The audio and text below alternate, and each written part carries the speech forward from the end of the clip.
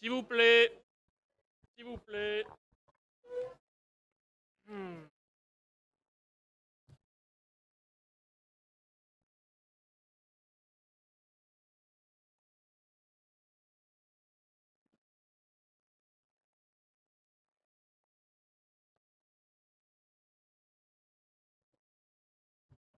Oui. Ah, ok. Bon, on verra. Ouais,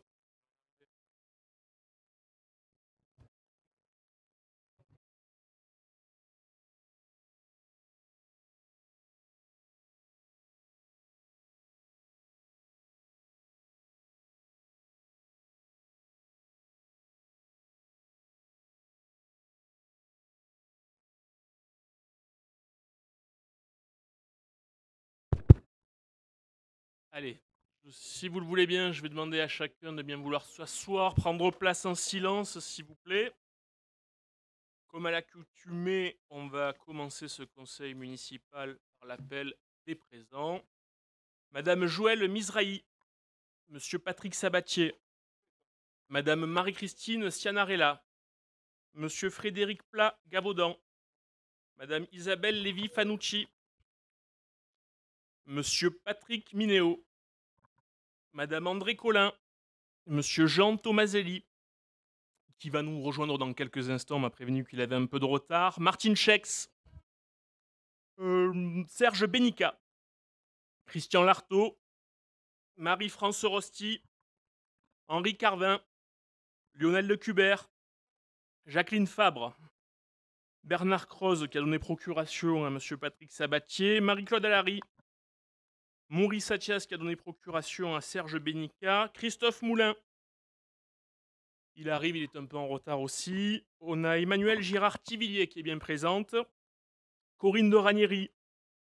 Sandrine Frère qui a donné procuration à Anaïs Abrahamian. Monsieur Laurent Castillo. Stéphanie Gricot de Coningue. Émilie Partouche. Anthony Paget. Anaïs Abrahamian. Loïc Rousseau qui a donné procuration à Émilie Partouche. Jean Naya qui est absent. Monique Robineau-Chélan. Charles Dalmasso qui est absent. Aurélie Trichot, Pirani. Francine Larocca. Et donc Monsieur Gonzalez qui vous a donné procuration, Madame Larocca. Merci. Nous nous retrouvons donc déjà pour le 3e conseil municipal de l'année. L'ordre du jour de ce conseil municipal est marqué par la mise en œuvre de plusieurs dispositifs estivaux. Il s'agisse de la protection de nos collines, j'aurai l'occasion d'y revenir dans quelques instants, ou des différents événements qui rythmeront votre été à Allot, aussi bien sur le plan de nos traditions provençales que sur le plan culturel. Comme vous en avez pris l'habitude, ce conseil municipal est filmé, diffusé en direct sur la page Facebook de la commune et sur le site allo.com pour répondre à la double exigence de transparence et de proximité que nous nous sommes fixés. Avant d'entamer l'ordre du jour de ce conseil municipal, je tenais à revenir sur plusieurs sujets d'actualité qui méritent d'être abordés en ouverture de notre séance. Premièrement, il s'agit du lancement de la saison de lutte contre les incendies. Vous l'avez peut-être su parce que la presse s'en est fait l'écho, mais un exercice grandeur nature a eu lieu mercredi dernier, le 10 mai, à Allot, dans une zone protégée et classée Natura 2000, avec l'ensemble des acteurs qui veillent sur nos collines à longueur d'année, à savoir les sapeurs-pompiers notamment, le service municipal de protection des collines ou encore les bénévoles du comité communal des feux de forêt. C'était une grande première qui a permis de faire un point complet sur le dispositif de l'été mis en œuvre dans notre commune pour protéger nos massifs à l'aube d'une saison estivale qui s'annonce particulièrement à risque. Cette journée d'action visait donc à préparer l'ensemble des acteurs à affronter cette sécheresse estivale et à l'eau, comme nous le faisons année après année. Un dispositif renforcé sera à l'œuvre jusqu'au 10 septembre prochain, ou même plus tard si c'est nécessaire, pour assurer la protection de nos collines. Pour accroître les moyens de surveillance et d'action des membres bénévoles du comité feu, nous leur avons remis avec Frédéric Plagavaudan et Isabelle Lévy-Fanucci les clés de 2 véhicules 4x4 neufs que vous apercevez peut-être à l'écran, d'un montant total de 70 000 euros qui ont été financés à plus de 56 000 euros grâce à une subvention régionale que nous avions votée au sein de cette assemblée. Nous y reviendrons un peu plus tard dans la première partie de ce conseil municipal. Autre point que je voulais aborder avec vous en ouverture, c'est celui de l'arrêté de catastrophe naturelle qui a été reconnu par le ministère de l'Intérieur au titre de la sécheresse pour l'année 2022. Les propriétaires concernés ont 30 jours, c'est-à-dire jusqu'au 2 juin prochain, pour déclarer leurs dommages à leur compagnie d'assurance si ce n'est déjà fait. Sachez que si vous en avez besoin, le service environnement de la municipalité se tient à votre disposition. Autre information pratique que je voulais aborder avant d'entrer dans le vif du sujet de ce conseil municipal, celui de l'arrivée d'un nouveau conciliateur de justice sur la commune depuis le 20 mars dernier. Il assure ses permanences tous les lundis après-midi à la maison de l'emploi de la Punche. N'hésitez pas à faire appel à ses services. Ceci étant dit, nous allons pouvoir entamer l'ordre du jour de ce conseil municipal avec la désignation du secrétaire de séance. J'ai d'ores et déjà procédé à l'appel nominal des élus et je propose Aurélie Trichot-Pirani, qui est la Benjamine de notre assemblée, pour être la secrétaire de séance du jour en l'absence de monsieur Loïc Rouzot ou Anaïs Abrahamian. C'est vrai que j'ai un réflexe. Allez, on le fait au bénéfice de l'âge, donc si ça vous dérange pas, Anaïs, tu es notre secrétaire de séance. Très bien.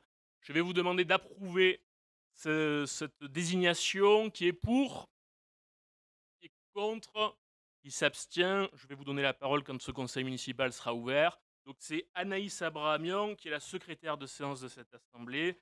Et donc elle occupe ses fonctions conformément à l'article 21-15 du Code général des collectivités territoriales.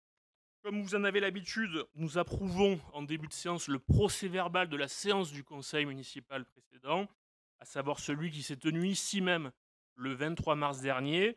Ce document retrace le déroulement du conseil municipal qui est soumis pour avis à l'Assemblée.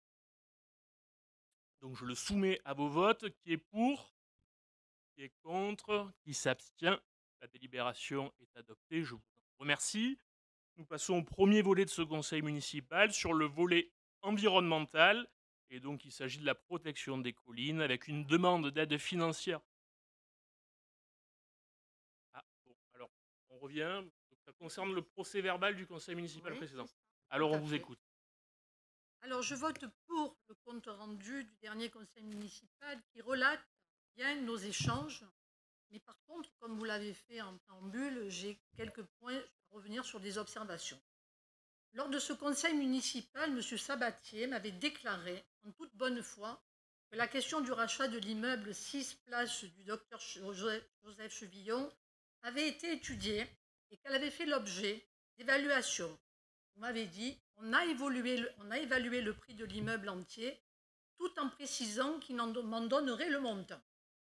Vous-même, monsieur le maire, vous m'avez assuré que je n'avais qu'à en faire la demande par écrit à monsieur Sabatier et qu'il se tiendrait à ma disposition. Ce que j'ai fait le lendemain.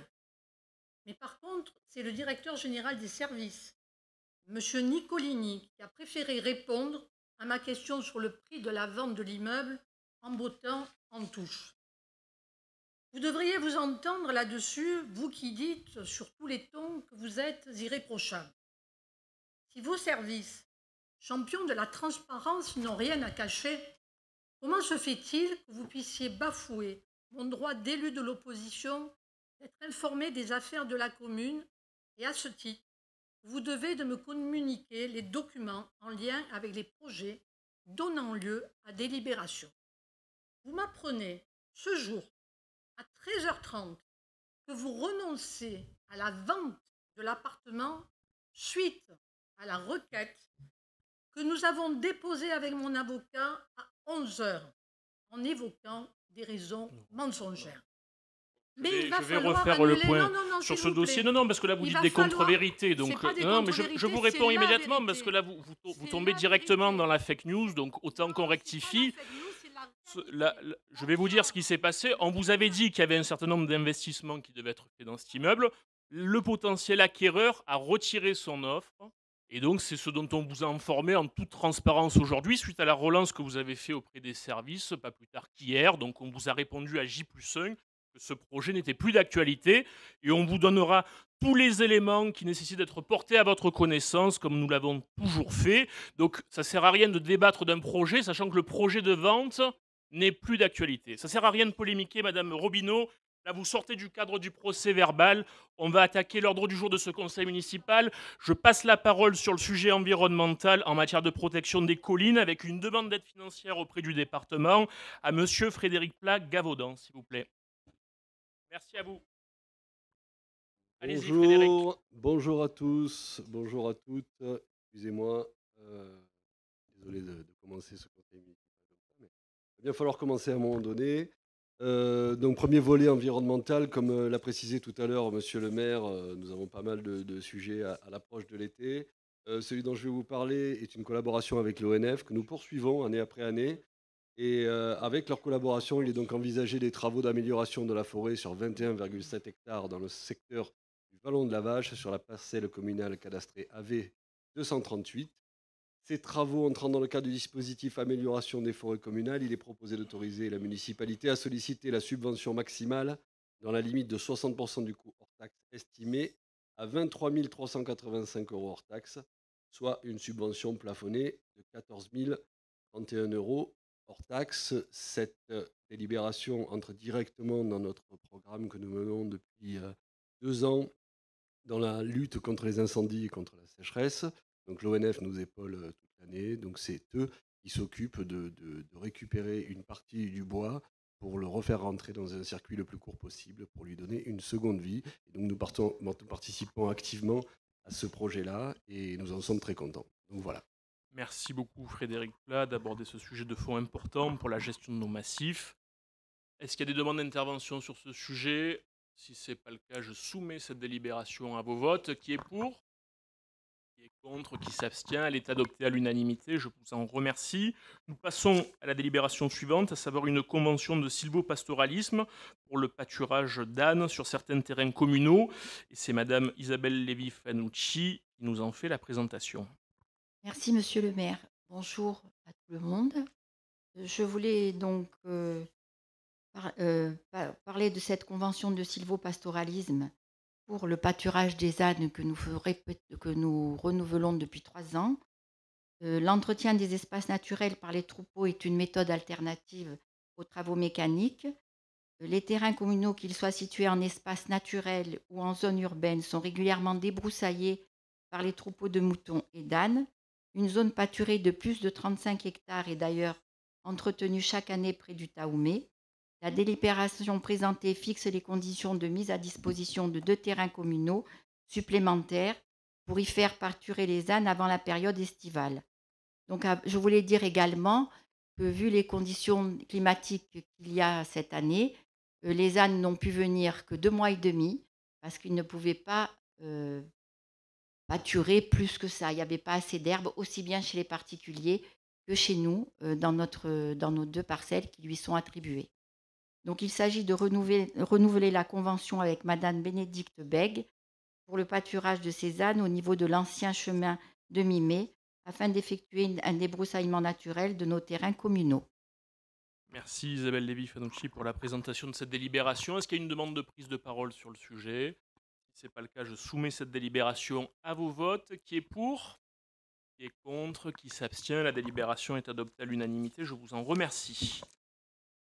On continue sur cette lignée en lien direct avec l'environnement et nos collines. Oui, et je laisse à nouveau la parole à Madame Isabelle Lévy-Fanucci pour la convention de dépôt de ruches en forêt communale. Oui, merci monsieur le maire. Je voulais rajouter par rapport à tout à l'heure que les moutons n'ont pas pu venir cette année non plus. Donc, convention de dépôt de ruches en forêt communale. Les abeilles et de nombreux insectes ont un rôle majeur dans la pollinisation des espèces végétales qui composent nos 4000 hectares de collines. La pérennité des écosystèmes peut même en dépendre. En ce sens, et pour agir en faveur de la biodiversité, la commune souhaite faciliter l'installation des apiculteurs, promouvoir le miel des collines d'Allo. Les délibérations présentées s'inscrivent dans cette ambition et rappellent l'engagement de la municipalité en faveur de la préservation de l'environnement. Au total, ce sont plus de 600 ruches qui sont implantées dans les massifs forestiers communaux en accord avec l'ONF. Donc on en a 650 à ce jour. On a 12 apiculteurs, 3 professionnels et 9 amateurs. Il est proposé à l'Assemblée d'autoriser le maire ou son représentant de renouveler la convention de dépôt de ruches en forêt communale d'une durée de 3 ans, autorisant l'exploitation par Michel Sabart, apiculteur, de 100 ruches sur le domaine communal Jas de Frabre. Merci beaucoup. Donc, monsieur Sabarthez, on lui renouvelle ses 100 ruches. Est-ce qu'il y a des demandes de prise de parole sur le sujet? Si ce n'est pas le cas, je soumets cette délibération à vos votes. Qui est pour? Qui est contre? Qui s'abstient? La délibération est adoptée à l'unanimité. Je vous en remercie. Nous passons à la délibération suivante. Donc, c'est à la fois à nouveau une mise à disposition, une convention de dépôt en forêt communale. Madame Isabelle Lévy-Fanucci. Oui, donc là, en fait, il s'agit d'une nouvelle apicultrice qui souhaite installer 20 ruches sur le domaine communal. Il est ainsi proposé d'autoriser la signature d'une convention de dépôt de ruches en forêt communale d'une durée de 3 ans, autorisant l'exploitation par Madame Émilie Montigny de 20 ruches sur le domaine communal au lieu dit Plan de la Reine. Merci beaucoup. Est-ce qu'il y a des demandes de prise de parole sur le sujet? Si ce n'est pas le cas, je soumets cette délibération à vos votes. Qui est pour? Qui est contre? Qui s'abstient? Elle est adoptée à l'unanimité. Je vous en remercie. Et nous passons donc à la troisième convention, toujours sur cette thématique, au niveau de la limace. Il est proposé à l'Assemblée d'autoriser le maire ou son représentant de renouveler la convention de dépôt de ruches en forêt communale d'une durée de 3 ans, autorisant l'exploitation par M. Didier Daniel, apiculteur, de 10 ruches sur le domaine communal à la limace. Merci beaucoup pour cette précision. Est-ce qu'il y a des demandes d'intervention sur le sujet? Si ce n'est pas le cas, je soumets tout de suite cette délibération à vos votes. Qui est pour? Qui est contre? Qui s'abstient? La délibération est adoptée à l'unanimité. Je vous en remercie. Nous passons au second volet de ce conseil municipal avec le volet culture et patrimoine. La délibération donc concerne notamment un dispositif qui est bien connu désormais avec un concours qui est lancé pour faire la promotion de la programmation culturelle de l'été. Et je vais laisser Madame Jacqueline Fabre à la fois nous présenter succinctement cette programmation et rappeler les enjeux liés à ce concours. On commence par la programmation, non, peut-être? Comme vous voulez. Oui, alors je vais vous parler de la programmation des estivales de cette année. Il va démarrer donc un petit peu plus tôt avec une exposition cette année qui sera vernie, dont le vernissage aura lieu le 17 juin. C'est une exposition des costumes Aristide Boyer. Aristide Boyer, c'est 200 ans de costume à Marseille, 1802-1994. Ça a été le plus vieux costumier de France. On est très heureux de cette exposition sur Allo parce que c'est un costumier dont personne ne s'est jamais emparé. Ce serait une exposition inédite. Elle va avoir lieu à Allo.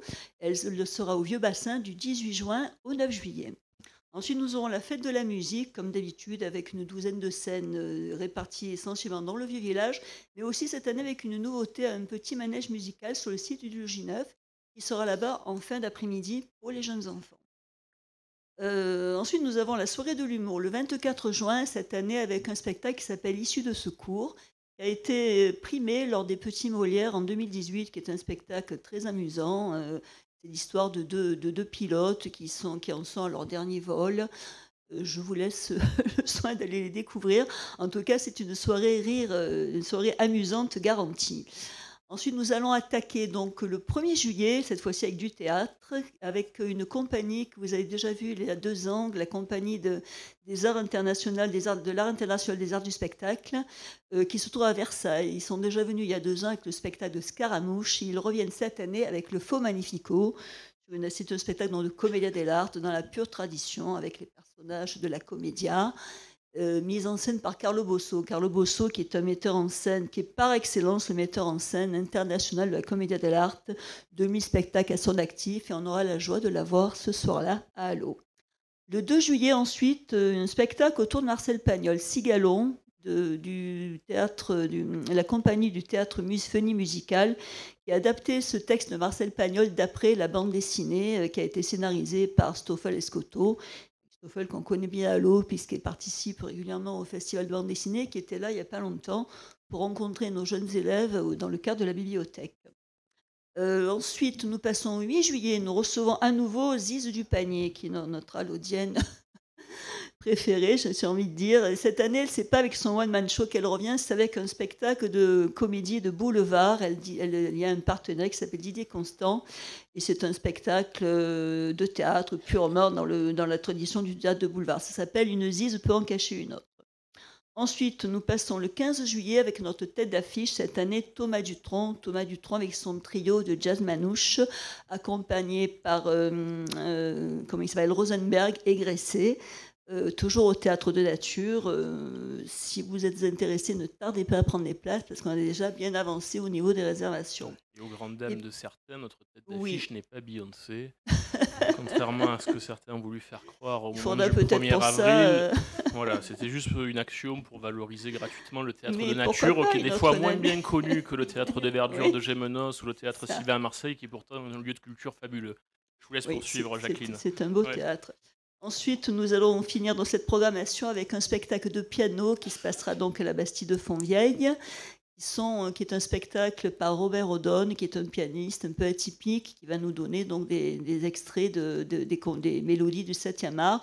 Et c'est un spectacle qui se passera à la Bougie, donc avec une scène remplie de bougies, pas des vraies, hein, pour pas risquer un incendie, mais un spectacle dans le style de Candlelight. Voilà, on clôturera avec ce spectacle de piano. Merci pour ces précisions. Et donc pour le concours en tant que tel, Voilà, le concours en tant que tel, c'est une reprise de quelque chose qu'on avait déjà fait l'année dernière, qui avait très bien marché. Afin de promouvoir la programmation culturelle estivale et de permettre à un large public de participer à ces événements, il est proposé d'organiser un jeu concours sur Facebook du 5 au 10 juin 2023.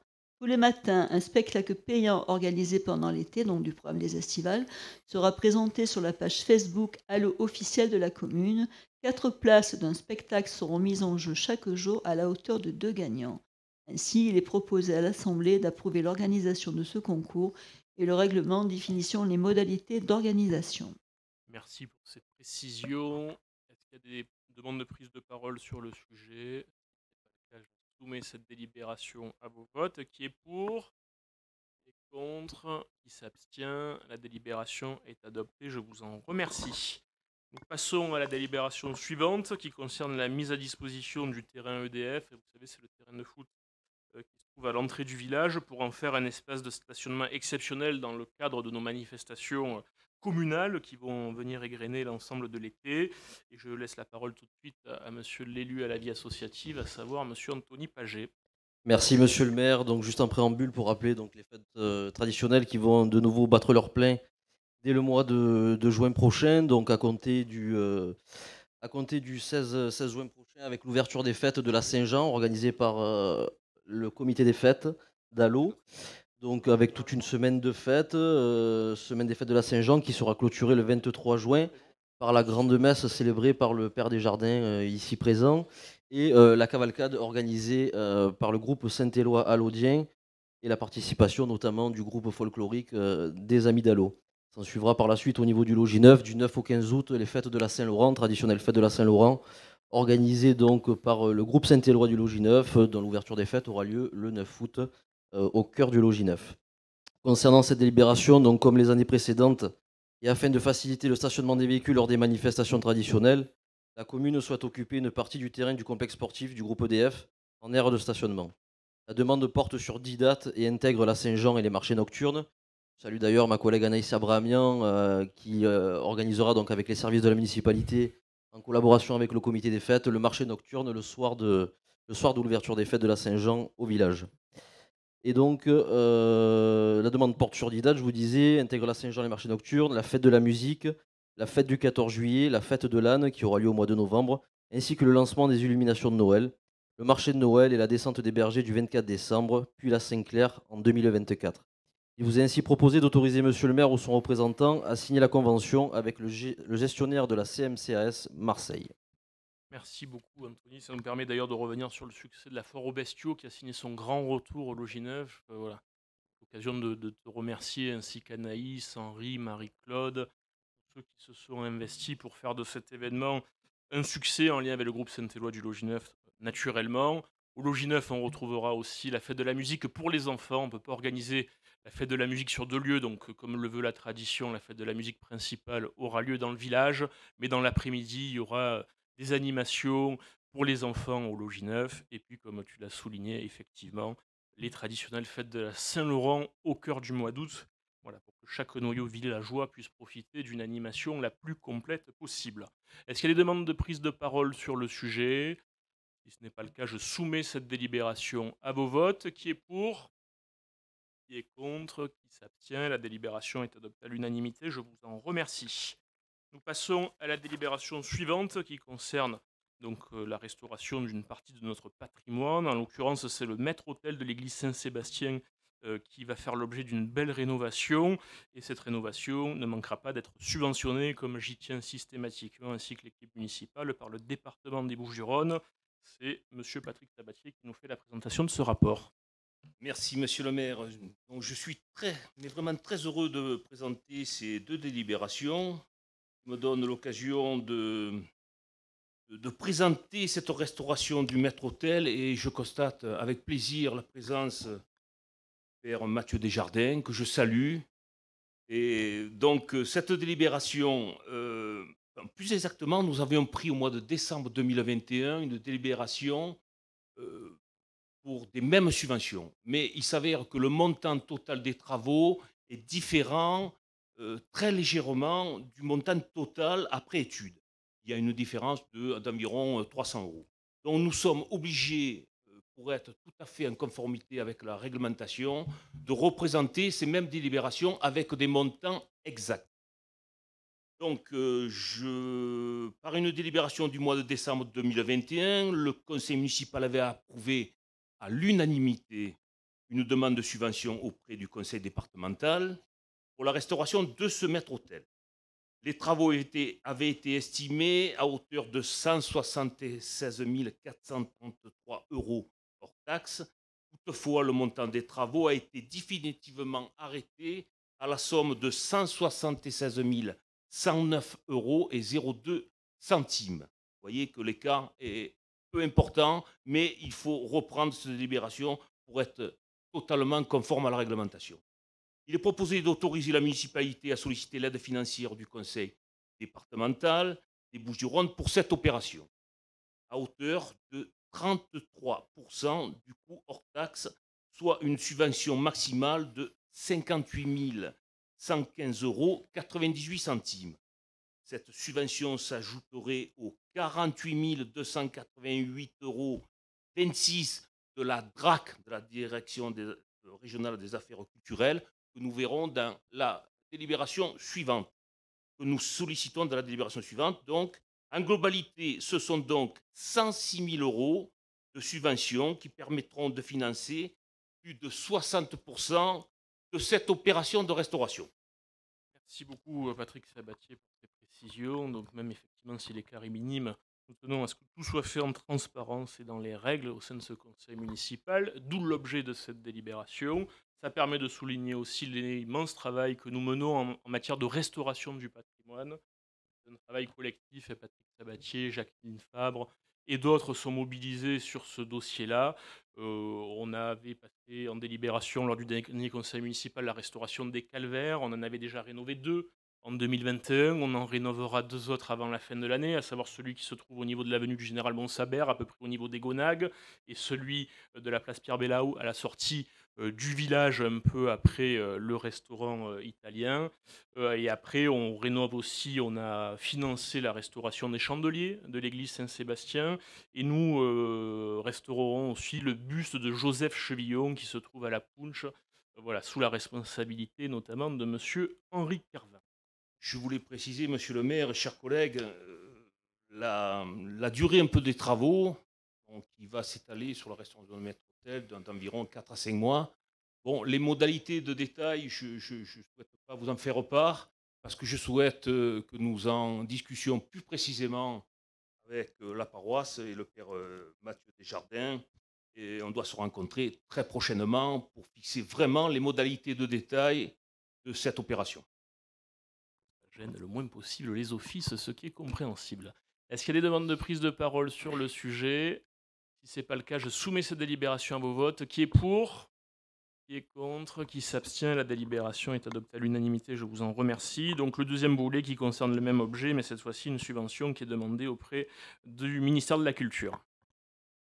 Oui, alors dans la continuité de la délibération précédente, il s'agit de demander une subvention auprès de la DRAC, simplement pour le lot sculpture. Donc, c'est un montant qui s'élève à 120 700,64 €. Et pour un montant d'une subvention de 40%, du montant hors taxe, ce qui correspond à 48 288,26 €, pour être tout à fait précis. Merci beaucoup. Est-ce qu'il y a des questions sur le sujet? Si ce n'est pas le cas, je soumets cette délibération à vos votes. Qui est pour? Qui est contre? Qui s'abstient? La délibération est adoptée à l'unanimité. Je vous en remercie. Nous passons au volet suivant, à savoir le volet sportif, avec une convention de partenariat pour le concours de boules dont vous avez l'habitude, qui s'appelle l'Allodienne à pétanque. Et je laisse le soin à l'élu au sport, à savoir Madame Émilie Partouche, nous en faire la présentation. Oui, merci. Bonsoir, monsieur le maire. Bonsoir à tous. Effectivement, donc c'est la 3e édition cette année de la Laudienne à pétanque. Donc, pour rappel, on va donc réorganiser la première journée pour les qualifications jusqu'au quart de finale, bien sûr avec Consolante sur le stade Fassanaro au Logis 9. Donc, on a quand même le matin à partir de 10h. Le tournoi intergénérationnel avec donc le service d'André Collin, qui va nous faire le plaisir de venir jouer avec les retraités actifs et les enfants de centre aéré. Donc ça va se passer toute la matinée au stade Fassanaro. Ensuite, les joueurs, donc bien sûr, obligatoirement, le tournoi est homologué, bien sûr, pour le concours. Donc les joueurs qui ont leur licence viendront jouer à partir de 17h pour les qualifications, quart de finale et consolante sur le premier jour, donc le 14 juin. Ensuite, au-delà de ça, les qualifiés pour les demi et les finales, ce sera sur le deuxième jour, donc le jeudi 15 juin, au théâtre de Nature à partir de 20h. Et nous aurons aussi les finales du tournoi intergénérationnel avec les retraités actifs et les enfants sur place. Donc comme l'année dernière, nous aurons de bons joueurs et de grands joueurs qui vont aussi se représenter. Les finalistes et les gagnants seront aussi présents encore cette année. Un food truck pour se restaurer. Et des animations bien sûr autour, et on espère une belle soirée agréable pour cette 3e édition. Voilà, après si vous avez d'autres questions, ça sera largement diffusé. On peut déjà le voir sur les sucettes dans la rue. On a déjà posé les affiches, certaines affiches sur les lieux publics. Bien sûr sur Facebook, on va énormément communiquer. Pour les tarifs, je vais en parler. Là, ça se passe en triplette et c'est 15 € par triplette. Et bien sûr, il faut être licencié pétanque. Les inscriptions sont déjà en ligne sur KMS, donc Allodienne pétanque, kms.fr. Et on peut aussi s'inscrire à la boule de craie. Donc, concernant ma délibération, ça concerne la convention en partenariat, bien sûr, avec l'association de la boule de craie, qui chapeaute l'événement et qu'on remercie vivement parce que c'est quand même un gros travail aussi pour eux. Mais très actifs, ils ont l'habitude, donc on leur fait entièrement confiance. Donc cette convention, c'est pour lier ce partenariat avec eux, avec la boule de craie, pour la Laudienne, pour l'édition 2023. Et elle a pour objectif de définir les engagements réciproques de la ville et avec l'association de la boule de craie. Donc là, je ne vais pas vous rappeler les qualifs et les demi, je viens de vous l'expliquer. Voilà, monsieur le maire, pour cette délibération. Et on est heureux pour la 3e édition de la Laudienne à pétanque et on vous attend nombreux, on espère. Voilà, donc le jeudi 15 juin, le rendez-vous est pris notamment pour les finales au Théâtre de Nature. L'entrée est libre pour que ce soit un événement le plus populaire possible. Oui. Voilà, donc n'hésitez pas à vous y rendre. Est-ce qu'il y a des demandes de prise de parole sur le sujet? Si ce n'est pas le cas, je soumets cette délibération à vos votes. Qui est pour? Qui est contre? Qui s'abstient? La délibération est adoptée à l'unanimité. Je vous en remercie. Donc, ça concerne toujours ce concours, mais il s'agit de l'acceptation des participations financières pour cette manifestation qui nous aide à la financer sans que ça coûte sur le budget communal. Et donc, monsieur Laurent Castillo, qui est chargé de ces partenariats, va nous en faire la présentation. Merci, monsieur le maire. Bonsoir à toutes et à tous. Donc, comme l'a dit Émilie, à l'occasion de l'Allodienne à pétanque qui se déroulera les 14 et 15 juin prochains, plusieurs organismes souhaitent apporter un soutien financier à cette manifestation. Je tiens déjà à remercier les équipes avec Gabriel Geoffroy et Etienne pour la recherche de partenariat. Boyaval, pardon. Donc, la caisse locale du crédit agricole du canton Vert par une dotation financière de 1 000 €. Le crédit mutuel d'Allo Plan de Cuc par une dotation financière de 800 €. L'agence ERA par une dotation financière de 750 €. La société au vélo électrique d'Allo par une dotation financière de 500 € et la société Diar par une dotation financière de 500 €. Ainsi, je vous propose d'accepter ces dotations et d'autoriser Monsieur le maire ou son représentant à signer les conventions. Merci beaucoup. Donc, ces partenariats vont permettre de financer une partie de l'événement, sachant que vous vous souvenez, on avait obtenu une subvention de 13 000 € du département pour sa bonne organisation. Est-ce qu'il y a une demande de prise de parole sur le sujet? Si ce n'est pas le cas, je soumets cette délibération à vos votes. Qui est pour? Qui est contre? Qui s'abstient? La délibération est adoptée à l'unanimité. Je vous en remercie. Nous passons au volet finances, avec la création de tarifs et la mise à jour des tarifs appliqués à l'échelle de la commune. Monsieur notre adjoint aux finances, ayant eu un petit contretemps, on va demander à Laurent Castillo sur sa lancée de bien vouloir nous présenter ce rapport. Merci, Monsieur le maire. Donc, comme régulièrement, il vous est soumis une mise à jour au catalogue des tarifs de la commune. En particulier, il est proposé de modifier ou créer les tarifs suivants. Piscine et activités. Création d'un tarif aquaphobie, natation pour débutants, pour un montant de 105 € par trimestre pour les Allodiens. Concernant le tourisme, ma délégation, donc création d'un tarif pour des affiches encadrées, 50-70 à 40 € et 30-40 à 25 €. Une modification du tarif affiche à l'eau en 50-70 pour 15 €. Pour rappel, vous allez pouvoir, à partir dans les prochaines semaines, acheter directement une affiche encadrée à la Maison du Tourisme qui vous évitera d'aller chercher, après avoir acheté l'affiche, d'aller chercher un cadre. Ce sera beaucoup plus pratique. Et enfin, visite d'un lieu de tournage, création d'un tarif réduit, un accompagnant pour une personne en situation de handicap à 5 €, création d'un tarif visite avec repas enfant, 17 € au lieu de 27 € en plein tarif. Il vous est demandé d'approuver le nouveau catalogue des tarifs tenant compte de ces créations et modifications. Merci beaucoup pour cette présentation. Est-ce qu'il y a des demandes d'intervention sur le sujet? Émilie Partout, je voulais rajouter quelque chose. Oui, merci. Je voulais juste ajouter un point important pour la piscine. Sur le catalogue des tarifs aussi, nous avons ajouté, où ça ne saurait tarder, les cours particuliers vont être mis en place à la piscine municipale. Donc ça sera donné par les MNS qui sont sur place actuellement. Donc le cours particulier, c'est vrai que ça a quand même une importance. C'était un service qui n'existait pas sur la commune. Donc c'est fait. Au niveau des tarifs, on est à 20 € pour le cours de natation, la demi-heure. Hein. Et ensuite, elles feront certainement des forfaits par la suite. On va voir un petit peu comment fonctionne ce nouveau service. Je pense que ça devrait plaire à beaucoup d'Allodiens. Voilà, oui, donc des séances de natation, donc encadrées par nos maîtres nageurs sauveteurs. Tout à fait. Très bien. Est-ce qu'il y a des demandes de prise de parole supplémentaires? Si ce n'est pas le cas, je soumets ces délibérations à vos votes. Qui est pour? Qui est contre? Qui s'abstient? La délibération est adoptée à l'unanimité. Je vous en remercie. On passe à la délibération suivante avec l'espace de restauration qui sera aménagé au sein du futur pôle culturel. Il faut faire un choix de gestion qui va nous être présenté par l'adjoint à l'économie locale, à savoir M. Serge Bénica. Merci, Monsieur le maire. Mes chers collègues, mesdames, messieurs, dans le cadre de la rénovation de l'ancienne usine électrique en pôle culturel, il est envisagé de créer un espace café-restaurant.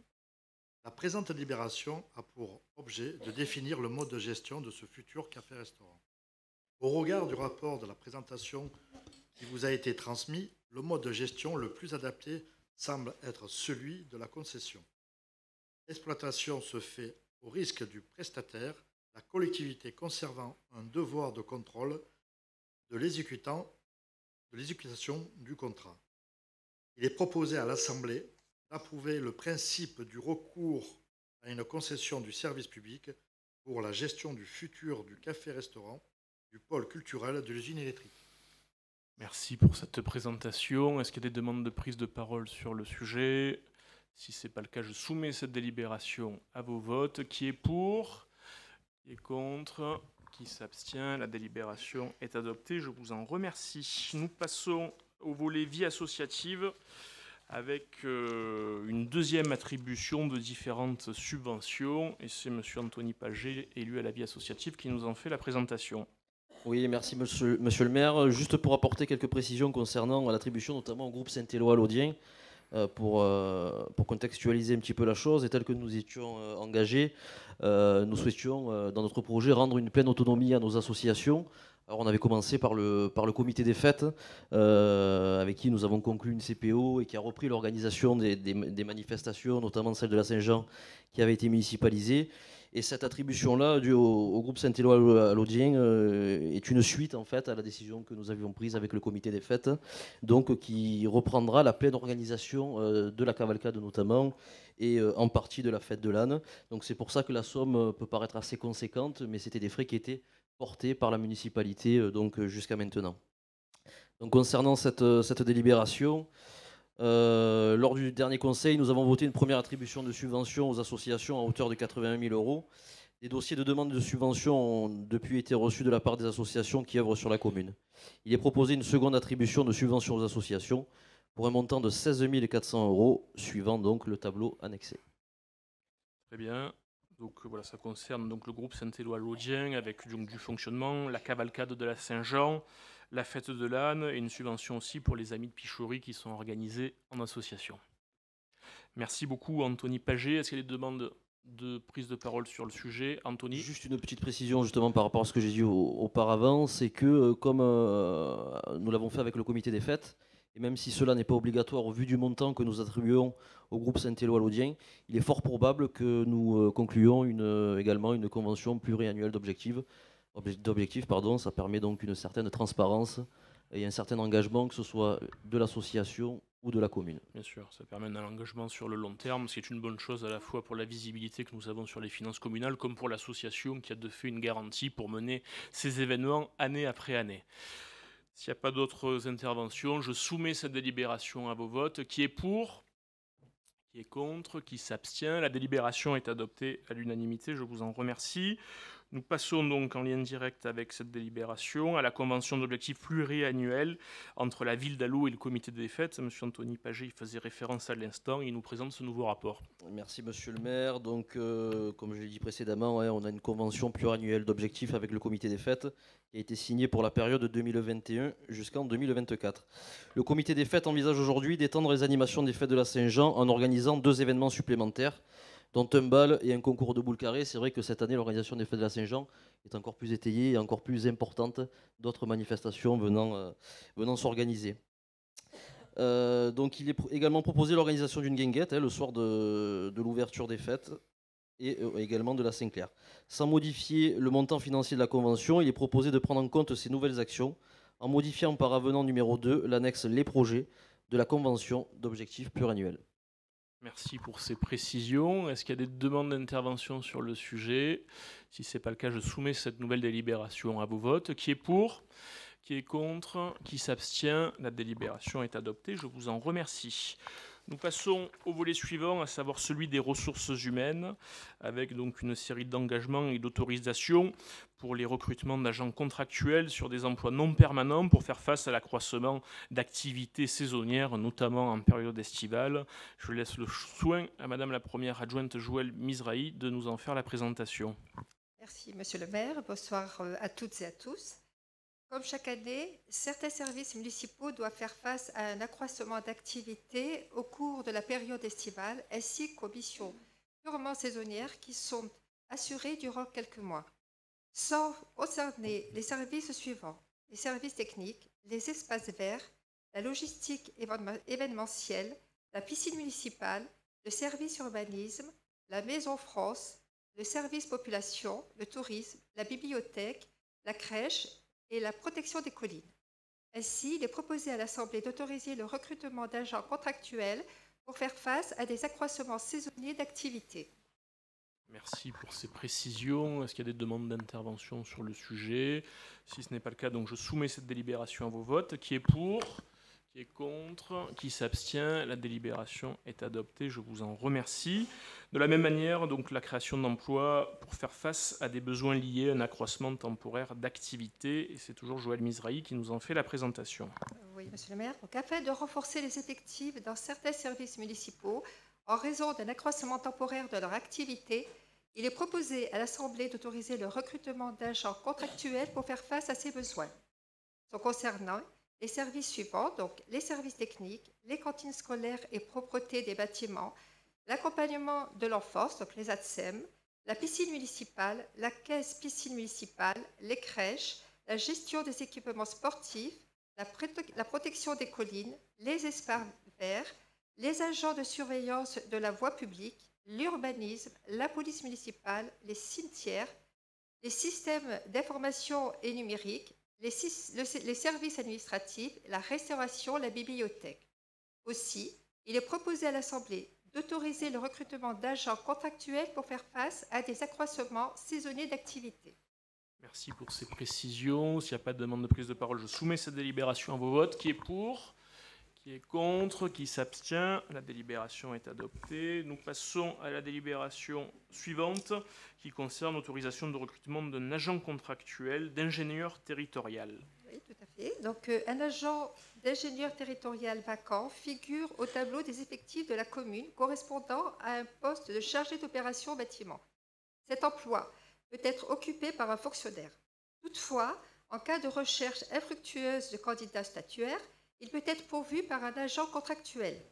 Ainsi, il est proposé à l'Assemblée d'autoriser le recrutement d'un agent contractuel sur un emploi permanent d'ingénieur territorial en cas de recherche infructueuse de candidats statuaires.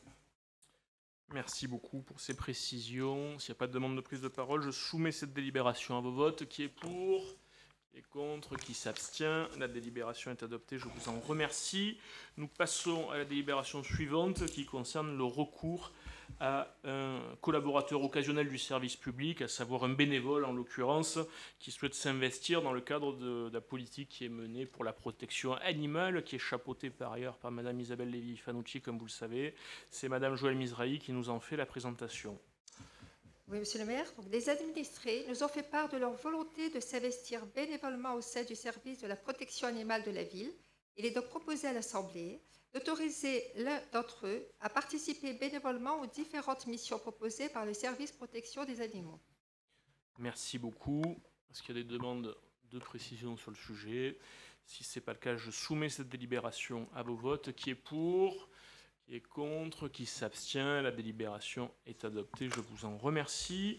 Et de la même manière, nous faisons appel aussi à des bénévoles du service public pour accompagner certains événements culturels de l'été, voilà, pour travailler certaines soirées, pour assurer l'accueil du public, notamment dans les meilleures conditions possibles. Et là aussi, Madame Joëlle Mizrahi, au titre des ressources humaines, va nous en faire la présentation.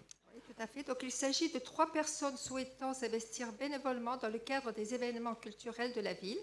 Il est donc proposé d'approuver et autoriser ces 3 bénévoles à participer aux différentes missions proposées par le service de la culture. Merci beaucoup. S'il n'y a pas de demande de prise de parole sur le sujet, je soumets cette délibération à vos votes. Qui est pour? Qui est contre? Qui s'abstient? La délibération est adoptée. Je vous en remercie. Sur le volet RH, c'est la dernière délibération et elle concerne le rapport social unique 2021, qui est une obligation à vous le présenter, sachant qu'il ne fait pas appel à un vote. On en prend seulement acte comme le veut la réglementation. Madame Mizrahi nous le présente. Le rapport social unique, créé par la loi du 6 août 2019 de transformation de la fonction publique, est entré en vigueur à compter du 1er janvier 2021. Ce rapport vient à se substituer au rapport sur l'état de la collectivité, au rapport sur l'égalité professionnelle entre les femmes et les hommes et au rapport sur l'obligation d'emploi des travailleurs handicapés. Élaboré chaque année par l'autorité territoriale, le rapport social unique rassemble notamment des éléments et données figurant dans une base de données sociales à partir desquelles sont établies les lignes directrices de gestion. La base de données sociales est actualisée chaque année et mise en place par chaque administration ou établissement auprès duquel est placé un comité social territorial. Les données qu'elles contiennent servent à l'élaboration du rapport social unique. Elles comportent, sous forme dématérialisée, les données concernant les agents relevant du comité social territorial qui se rapportent aux thèmes suivants: l'emploi, le recrutement, les parcours professionnels, la formation, les rémunérations, la santé et la sécurité au travail, l'organisation du travail et dialogue social, l'élaboration des conditions et de la qualité de vie au travail, l'action sociale, et la protection sociale, le dialogue social et la discipline. Le rapport social unique doit être présenté à l'Assemblée délibérante après avis du comité territorial. Ce rapport a été adopté à l'unanimité des les deux collèges du comité social territorial en séance du 21 mars 2023.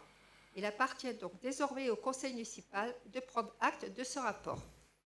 Merci beaucoup pour ces précisions. Donc c'est à souligner effectivement les deux collèges du comité social territorial, dont celui des syndicats, celui de l'équipe municipale, en ont pris acte et il a été adopté à l'unanimité le 21 mars dernier. Donc je demande maintenant, comme le veut la réglementation, à ce que nous en prenions acte, ce que nous faisons à l'instant même. Merci beaucoup Joël Misrahi pour la présentation de tous ces rapports. Nous passons au volet suivant, à savoir celui de l'aménagement et de la préservation de notre cadre de vie. Monsieur Patrick Sabatier, adjoint à l'urbanisme, va nous faire le bilan des cessions et acquisitions au titre de l'année 2022. Merci Monsieur le maire. Donc, chers collègues, le Code des collectivités territoriales prévoit qu'annuellement, nous fassions le bilan des acquisitions et des cessions effectuées pour la commune. Donc, concernant les ventes effectuées par la commune, nous avons eu 3 ventes en 2022, 2 terrains non bâtis rue Étienne Louis. Pour ceux qui se rappellent, chers collègues, ce sont les terrains qui se situent derrière la police municipale au logis neuf et qui ont été acquis par 2 riverains au prix de 80 000 euros chacun. La 3e cession, il s'agit d'un terrain bâti comprenant une maison de 26 mètres carrés qui est située au 166 impasse des Cigales à l'eau, donc, qui est issu d'un legs, le legs gazé, et nous l'avons vendu 333 333,33. Appelez-moi docteur, c'est ça, c'est vrai, hein? C'est précis. C'est précis. S'agissant des acquisitions, nous avons effectué en 2022 l'acquisition d'un terrain plus un bâti. Ce bâti est une habitation de 76 mètres carrés de surface utile sur un terrain de 5000 mètres carrés. Il se situe clos d'Ambremont, chemin de Cagueracé. C'est l'origine de la propriété, c'est la propriété Pellegrini et c'est l'établissement public foncier qui a effectué l'EPF PACA, qui a effectué l'acquisition pour un montant d'1 million d'euros. Voilà le bilan pour l'année 2022, monsieur le maire, chers collègues, des bilans des cessions et acquisitions. Merci beaucoup. Est-ce qu'il y a des demandes de prise de parole sur le sujet? Donc voilà, c'est un enjeu important. Et ça tout fait. Chacune des cessions et des acquisitions a fait l'objet d'une délibération en conseil municipal. Donc on a demandé effectivement à l'EPF, l'établissement public foncier, de préempter ces terrains au niveau des Gaspiates pour les préserver d'une urbanisation de Cagueracé, que nous ne souhaitions pas pour protéger les riverains de ce secteur d'un urbanisme qui pourrait être excessif. Donc c'est une manière de les protéger. Donc l'EPF a fait ce qu'il fallait à la demande de la commune. Et concernant les ventes, donc, nous avons un bénéfice net d'à peu près 500 000 euros, ce qui est toujours bon à prendre dans les finances communales. Donc c'est bon à savoir. Merci pour ces précisions, monsieur Sabatier. Je précise encore, monsieur le maire, que le terrain de Cagueracé, nous avions une très très forte pression foncière, de forte demande. Cette acquisition via l'EPF nous permettra, quel est le terme que je vais employer, de prévoir, de nous laisser un peu de temps et de prévoir et de bloquer certaines opérations immobilières qui nous paraissaient démesurées. Voilà, c'est important de le préciser. On le fait partout où c'est nécessaire pour préserver notre commune de l'appétit de certains promoteurs. Nous l'avons fait il y a peu de temps. Nous avons eu à en informer la population, notamment pour la création de l'école des Embus, là où devait se faire initialement un projet de 70 logements. Il y aura une école. Donc c'est une manière de préserver aussi notre commune, notre cadre de vie, avec beaucoup d'espaces verts, une cour végétalisée. Voilà, donc on aura à présenter ce projet au fil des mois qui viennent et on continue donc conformément aux objectifs qu'on s'est fixés pour préserver la qualité de vie à l'échelle de notre commune. Je soumets cette délibération à vos votes. Qui est pour?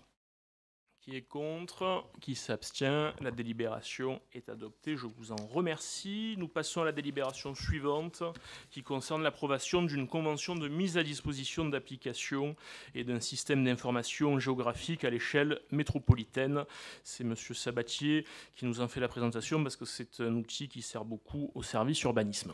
Très bien, merci Monsieur le maire. Donc, la commune souhaite acheter cet outil, parce que c'est un outil d'aide à la décision qui va permettre aux services de mieux appréhender la difficulté. Pour être tout à fait concret, actuellement, pour prendre une décision, pour consulter des différents documents, il y a des moyens informatiques, il y a des moyens papier, il y a des moyens différents logiciels à mettre en œuvre. Pour croiser toutes ces informations, ça prend du temps et ce n'est pas toujours à jour.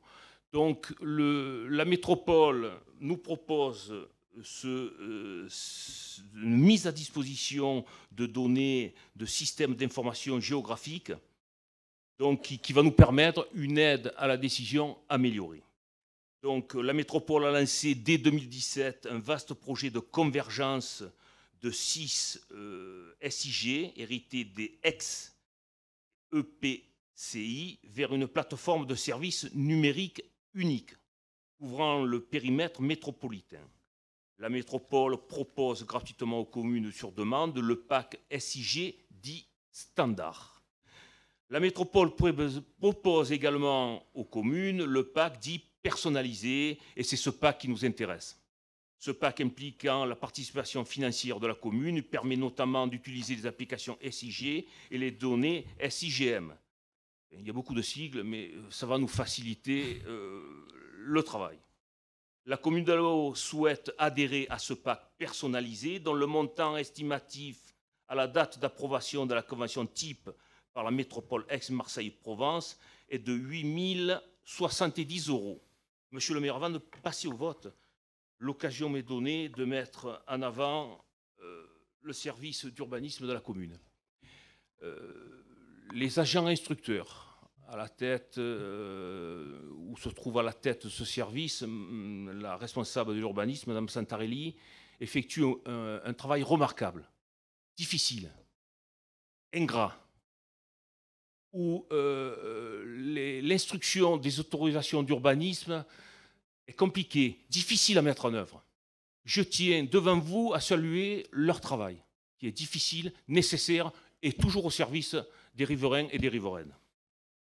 Merci beaucoup Patrick, à l'image effectivement de l'investissement des services municipaux qu'on ne peut que souligner. Est-ce qu'il y a des demandes de prise de parole sur le sujet? Si ce n'est pas le cas, donc je soumets cette délibération à vos votes. Qui est pour? Qui est contre? Qui s'abstient? La délibération est adoptée, je vous en remercie. Et donc, en l'absence de M. Bernard Croze, c'est Patrick Sabatier sur sa lancée qui va nous présenter dans le volet proximité et nouvelles technologies l'avenant numéro 1 à la convention d'occupation du domaine privé communal pour des réseaux de télécommunications. Alors, la société Free Mobile avait sollicité l'autorisation d'occupation du domaine privé communal à titre précaire et révocable pour l'installation de 2 antennes situées chemin de Mimé sur la parcelle AV 245 et chemin de Garlaban sur la parcelle DY14. Cette convention a été signée le 10 octobre 2019. Par délibération du mois de mars 2022, suite à un changement de tracé des fluides, Enedis nous avait transmis un nouveau plan ainsi que Free. La gestion des installations Free Mobile a été transférée à la société One Tower France, et avec l'accent. Il est donc proposé à l'Assemblée d'autoriser Monsieur le maire ou son représentant à signer l'avenant numéro 1 à la convention de bail du 10 octobre 2019. Merci pour ces précisions. Est-ce qu'il y a des demandes d'intervention? Si ce n'est pas le cas, je soumets cette délibération à vos votes. Qui est pour? Qui est contre? Qui s'abstient? La délibération est adoptée. Je vous en remercie. Merci à tous. C'était la dernière délibération de ce conseil municipal. Merci d'avoir suivi ce 3e conseil municipal de l'année. Je vous souhaite une belle soirée et nous aurons l'occasion de nous retrouver lors des prochains événements qui seront organisés à Allo tout l'été. Merci à tous de nous avoir suivis. À très bientôt.